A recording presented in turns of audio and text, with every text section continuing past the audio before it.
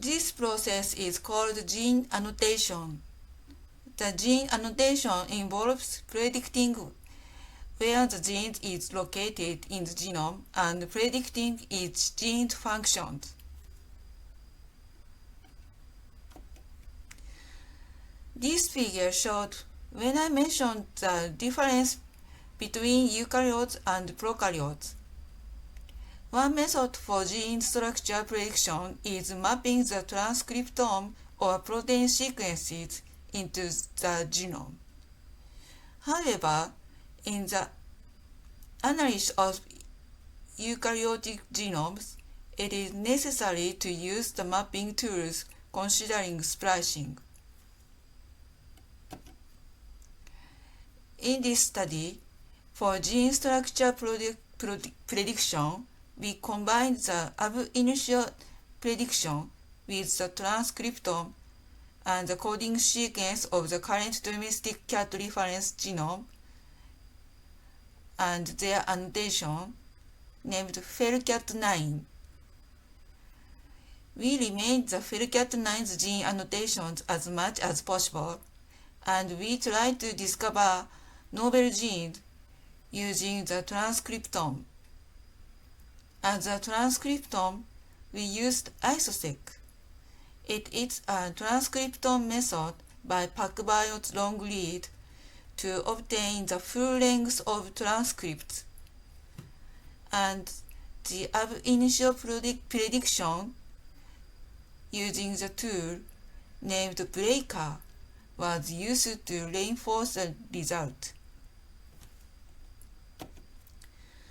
In this figure, we summarized our methods of gene structure annotation. The coding sequence of FELCAT9 and IsoSeq sequence were mapped onto the genome using GMAP. GMAP is a mapping tool that enables splicing. Furthermore, we will determine the gene structures in combination with predictions by Breaker. We confirm these annotations on the genome browser, which I talk about our genome browser later. Checking annotations is still in progress. Therefore, please note that these annotations are beta version, in other words, only a temporary now.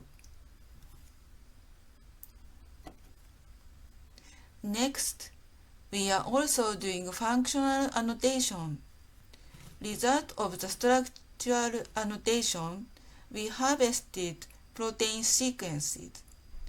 We used a tool named GFF-read to extract and translate protein sequences from our genome.